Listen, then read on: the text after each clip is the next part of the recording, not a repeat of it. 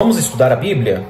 Vamos? Atos dos Apóstolos, capítulo de número 10. Já estou aqui com a Bíblia aberta, ok? Uma versão simples da palavra. Eu acredito que fica mais fácil de estar junto da versão que a maioria do grupo Alunos do Reino possam estar utilizando.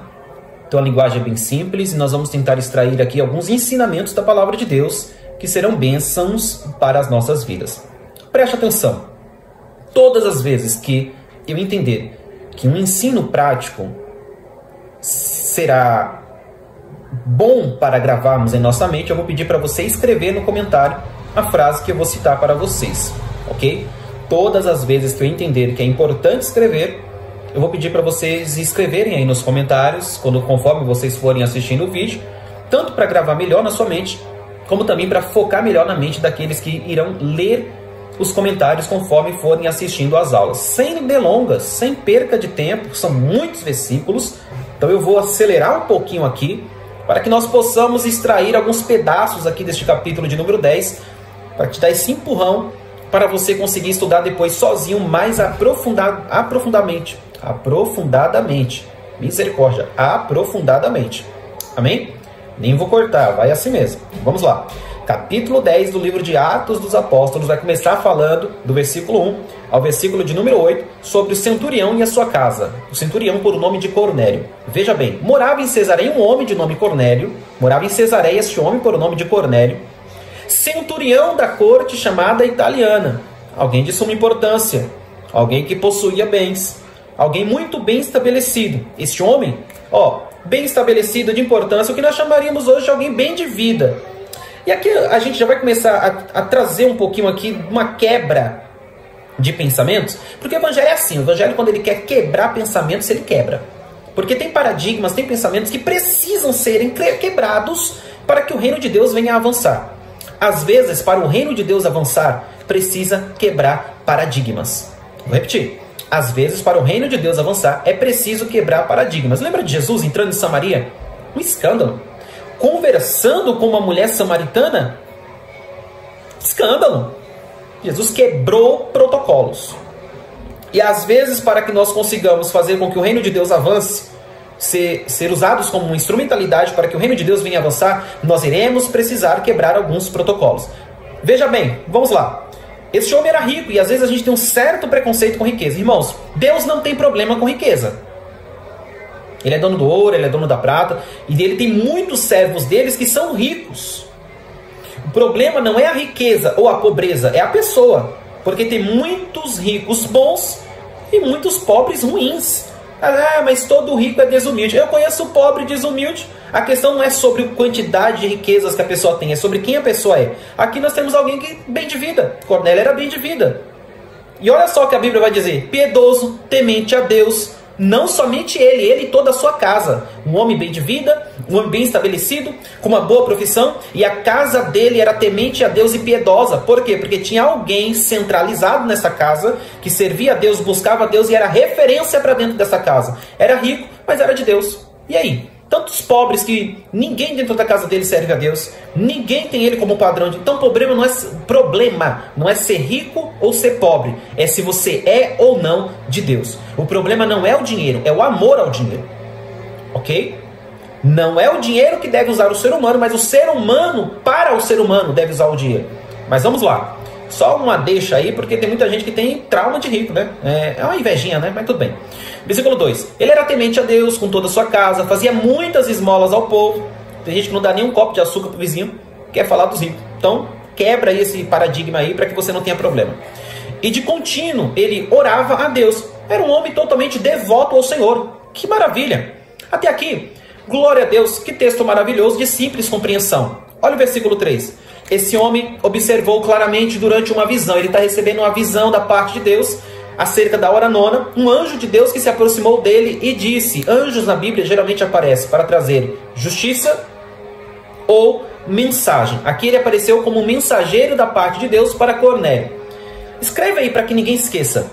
Para que quando a pessoa ler o seu comentário ela possa lembrar. Uma família próspera é uma família edificada em Deus. Escreva para que você lembre e para que as pessoas que irão ler o seu comentário aí no YouTube possam entender isso. Uma família próspera é uma família edificada em Deus. Pela terceira vez, uma família próspera é uma família edificada em Deus. Esta é a verdadeira prosperidade, estar em Deus. Vamos lá, essa era a família de Cornélio. Versículo 4. Cornélio, este fixando nele os olhos, fixando em quem? No anjo. Lembra que o anjo apareceu para ele? Aparência angelical, veio ali, aparição angelical, com uma mensagem. Quando Cornélio olhou para ele, fixou nele, versículo 4, possuído de temor, perguntou: o que é, Senhor? E o anjo lhe disse, ao medo dele: por que o anjo apareceu aqui?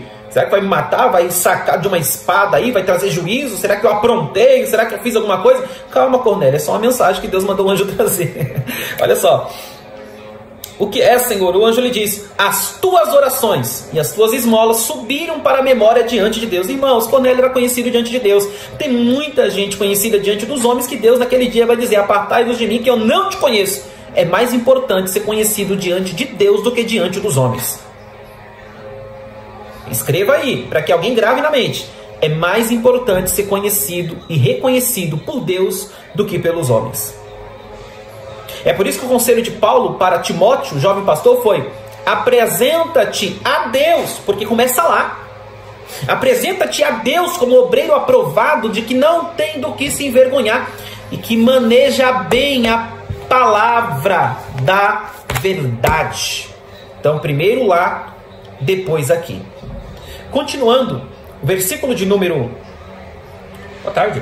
Continuando o versículo de número 5, vai dizer a mensagem que o mensageiro, o anjo, o mensageiro trouxe a Cornélio. Agora, não é depois, não é quando você quiser. Agora, envia mensageiros a Jope e manda chamar Simão, que tem por sobrenome Pedro.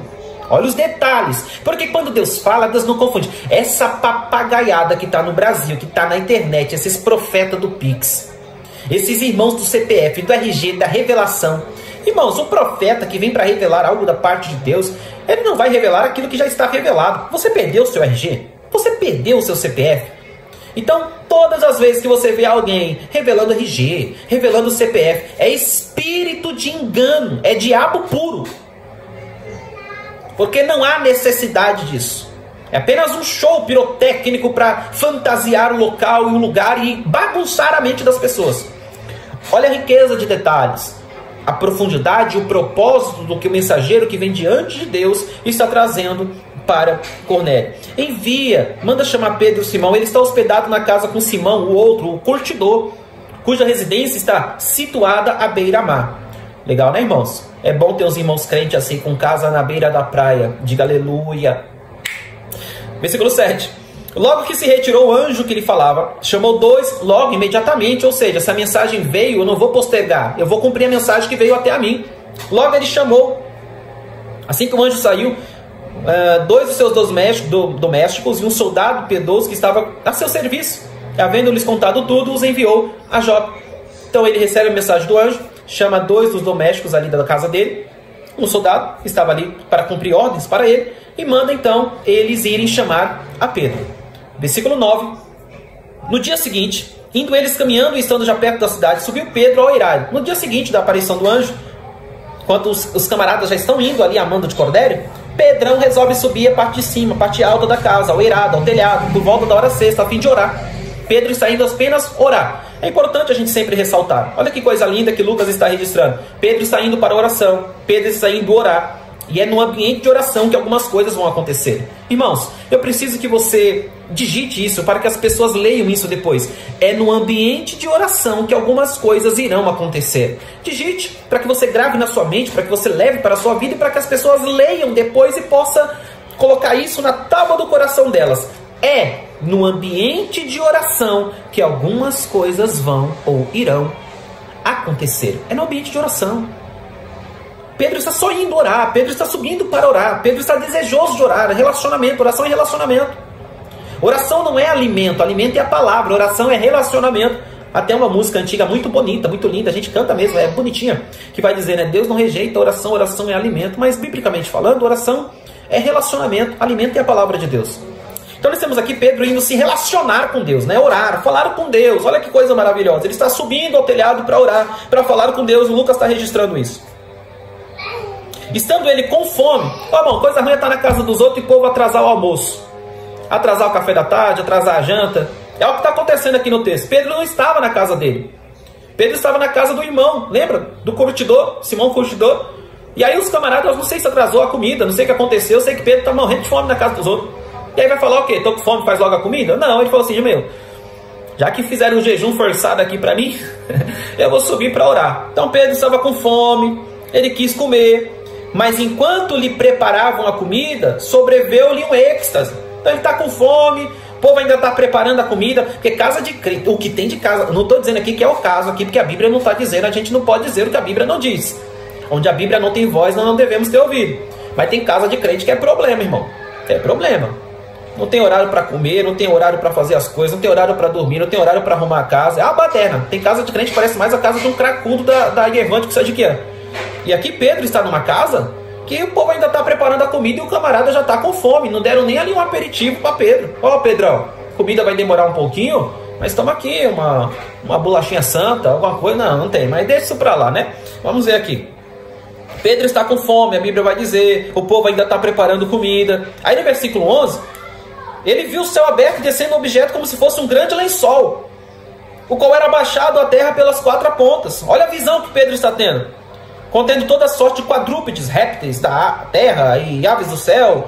E ouve uma voz que se dirigia a ele dizendo, Pedrão, levanta-te, mata e come.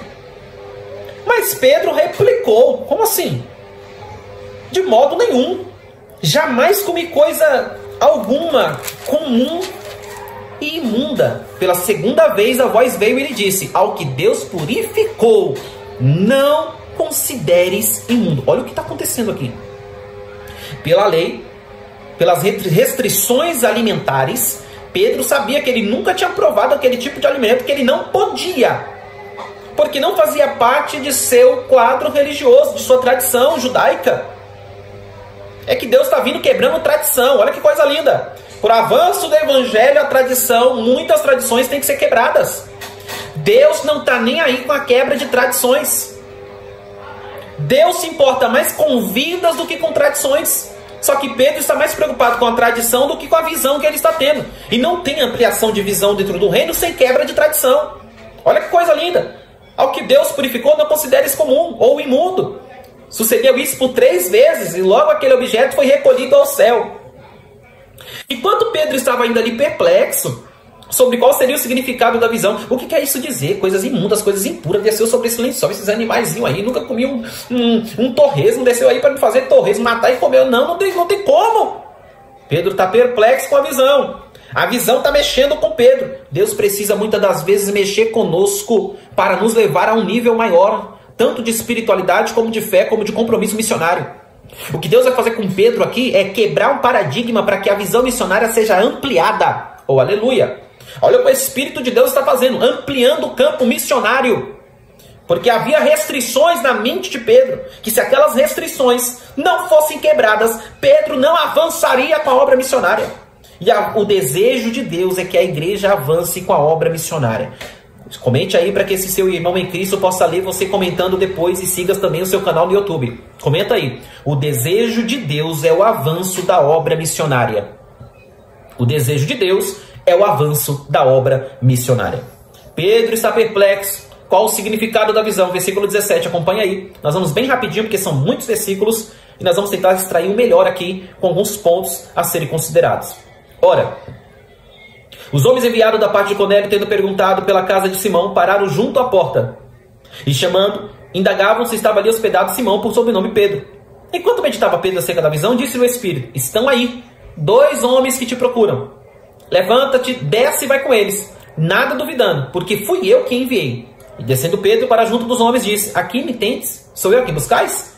A que vieste? Então disseram o centurião Cornélio, homem reto e temente a Deus, e tendo bom testemunho de toda a nação judaica, foi instruído por um santo anjo para te chamar à sua casa e ouvir as tuas palavras. Eles explicam para Pedro, olha, o centurião, Cornélio, ele é um homem reto, ele é um homem temente a Deus, ele tem bom testemunho de toda a nação judaica, ele foi instruído por um santo anjo, com aparição. Um anjo apareceu para Cornélio e mandou a gente vir aqui te buscar para ir lá para a casa dele. Foi um anjo que mandou a gente buscar você. Cornélio mandou a gente vir porque o anjo mandou buscar você. Nós estamos aqui só para entregar a mensagem e te levar. Aí o versículo 23 diz, Pedro, pois, convidando-os a entrar. Lembra que Pedro estava com fome, irmãos? Imagina, você com fome, subiu para orar, do nada você tem uma visão, do nada o Espírito Santo, quando você está perplexo com a visão, você ó, desce que tem uns caras te esperando lá fora. Pedro está com fome. Os camaradas chegam, dá notícia para Pedro, e aí Pedrão, tem que ir lá para a casa de Cornélio. Um anjo apareceu para ele lá, ele mandou a gente vir buscar você. Olha o que o texto vai dizer, 23. Pedro, convidando-os a entrar, hospedou-os. O camarada com fome, tu acha que ele ia sair na mesma hora? Não tinha essa necessidade. Comeu, hospedou eles. Aí no dia seguinte, levantou-se e partiu com eles. Também alguns irmãos que habitavam em Jope foram em sua companhia. Alguns irmãos ali de Jope também acompanhou eles na viagem. Eu acredito por questão de segurança também. No dia imediato, entrou em Cesareia, Cornélio estava esperando por eles, tendo reunido seus parentes e amigos íntimos. Olha só quem é Cornélio. Cornélio é aquele crente que quando faz culto na casa chama parente, amigo, vizinho. Coisa boa é quando tem culto no lar e o camarada dono do lar, ele chama parente, chama amigo, chama vizinho, chama até a prova da sogra, mas chama, lota a casa, lota o culto. Coisa boa, para ouvir a palavra de Deus. Foi isso que Cornélio fez. No dia imediato, entrou em Cesareia, Cornélio estava esperando por eles, tendo reunido seus parentes e amigos íntimos. Aconteceu que, indo Pedro a entrar, lhe saiu Cornélio ao encontro e, prostrando-se-lhe aos pés, o adorou. Cornélio ainda não tinha um entendimento total, pleno. Ora, Pedro levantou, dizendo, ergue-te, que eu também sou homem. Olha a humildade de Pedro. Pedro poderia ter, naquele momento, aproveitado a situação. Cornélio adorando. Só que servo não nasceu para ser adorado. Eita, escreve aí, porque alguém precisa ler esse seu comentário. Servo não nasceu para ser adorado. Servo nasceu para servir. Servo não nasceu para ser adorado. Servo nasceu para servir. Então Pedro manda ele se levantar. 27. Falando com ele, entrou, encontrando muitos reunidos ali. Oh, culto abençoado. Oh, culto maravilhoso. Tinha muita gente dentro do culto. Dentro da casa do Cornélio Centurião, ele tinha chamado muita gente. Quando Pedro entrou, encontrou muita gente reunida ali. A quem se dirigiu dizendo, olha Pedro ainda está aqui, mano, Pedro é difícil. Pedro ainda está relutante, ele vai dizer, vós bem sabeis que é proibido um judeu ajuntar-se ou mesmo aproximar-se de alguém de outra raça. Mas Deus me mostrou que a nenhum homem considerasse comum ou imundo. Antes de Pedro entrar na casa de Cornélio, Deus tinha dado a visão para ele no telhado. Pedro tinha dito, é impuro, é comum, é imundo. Deus disse para ele, não considere impuro, imundo e comum aquilo que eu já purifiquei. Quando Pedro entra dentro da casa de Cornélio, ele lembra da visão.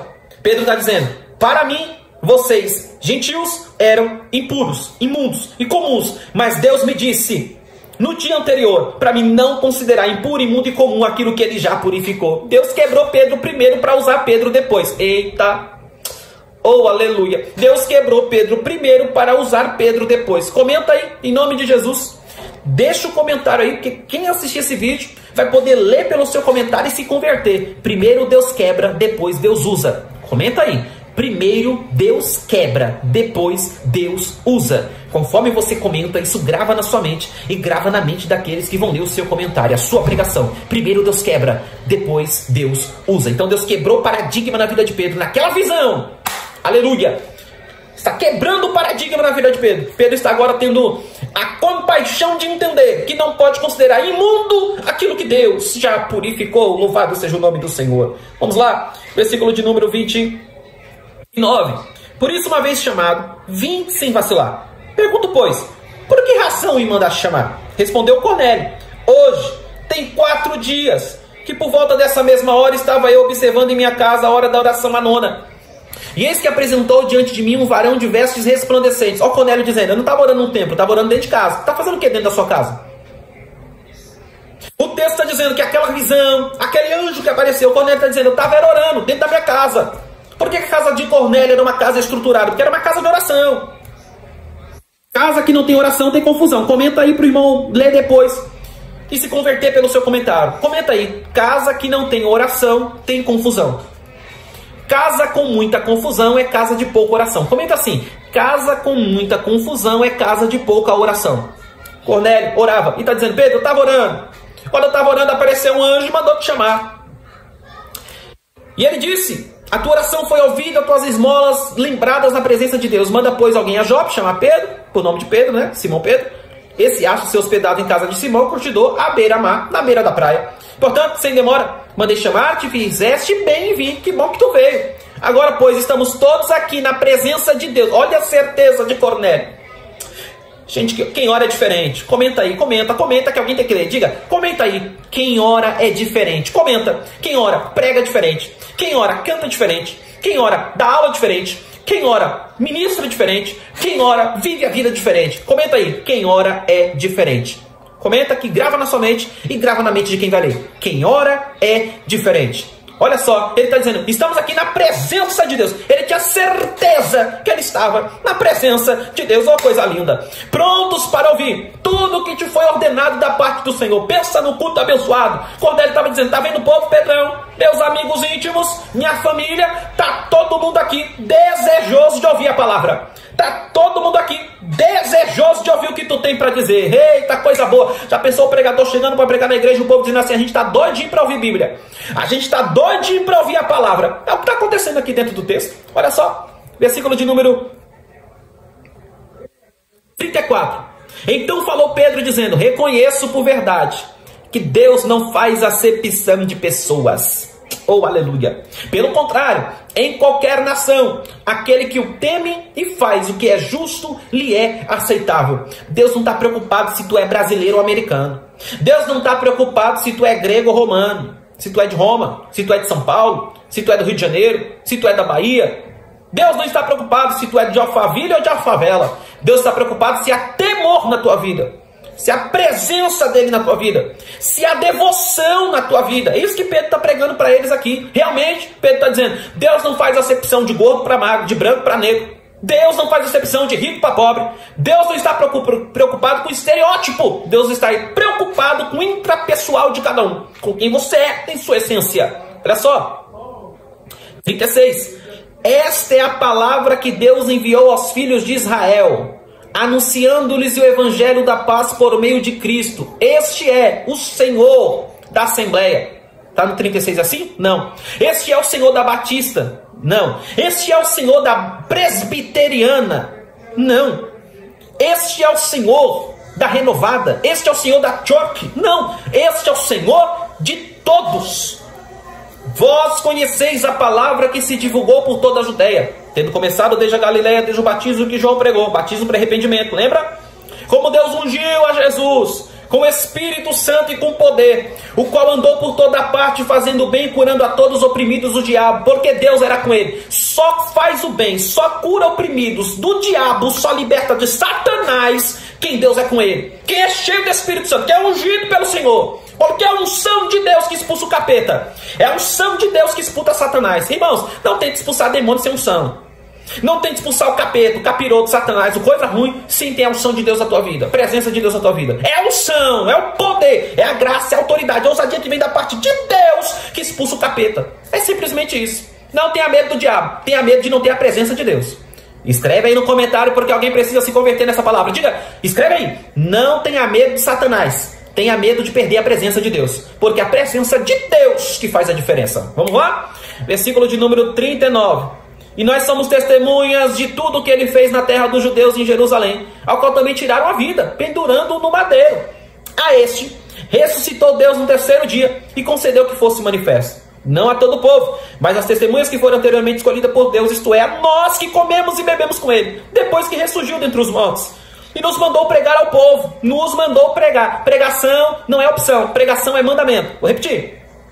Pregação não é opção. Pregação é mandamento. Escreve aí no comentário que alguém tem que ler isso daqui. Pregação não é opção. Pregação é mandamento. Escreva aí que alguém tem que ler teu comentário. Pregação não é opção. Pregação é mandamento. É o que eu vou ver se eu quero. Tu tem que ver se tem que pregar. Tu tem que pregar. Não, vou ver se eu prego na faculdade. Tu tem que pregar. Não, vou ver se eu prego na família. Tu tem que pregar. Não, vou ver se eu prego. Não, tu tem que pregar. Tu tem que falar de Jesus. Fala da vida de todo mundo. Por que não fala de Jesus? Tem que pregar. É mandamento. Mandou pregar ao povo e testificar que ele é quem foi constituído por Deus, juiz de vivos e de mortos. Dele, todos os profetas dão testemunho que por meio do seu nome, todo aquele que nele crê recebe remissão de pecados. Não é pastor que perdoa pecado, não é padre que perdoa pecado, não é cantor que perdoa pecado, não é pregador que perdoa pecado. A remissão de pecado do ser humano é o Cordeiro, é Cristo que perdoa pecado. Não é o fulano não, porque fulano falou, porque fulano não morreu na cruz, fulano não tem as marcas. Quem morreu na cruz por toda a humanidade foi Jesus Cristo. É por isso que o pastor João ao escrever a sua carta, vai dizer: filhinhos, não pequeis, todavia se pecados, tendes um advogado de junto ao Pai, Jesus Cristo o justo. Ele é teu advogado, é Ele que advoga a tua causa, é Ele quem te justifica. Cristo é o que traz o apaziguamento entre Deus e o ser humano. Aleluia. Vamos lá, versículo de número 44. Olha só, Pedro está pregando. Ainda Pedro falava essas coisas quando caiu, irmãos, o Espírito Santo sobre todos os que ouviam a palavra. Você tem noção do que é isso aqui? Você tem noção do que Lucas está dizendo? Pedro estava só pregando, Pedro não estava soprando, Pedro não estava passando paletó na cabeça de ninguém, Pedro não estava fazendo o corredor de 318 pastores, Pedro não estava fazendo o corredor do manto vermelho, do pano de escarlate, Pedro não estava passando a arca da aliança na casa de Cornélio, Pedro não estava entregando água ungida, Pedro não estava entregando pano ungido, toalha ungida, lençol, não! Pedro estava pregando a palavra, pregando a palavra. Aí o texto vai dizer: e veio o Espírito de Deus sobre todos os que ouviam a palavra. Quer poder na tua igreja? Prega a palavra.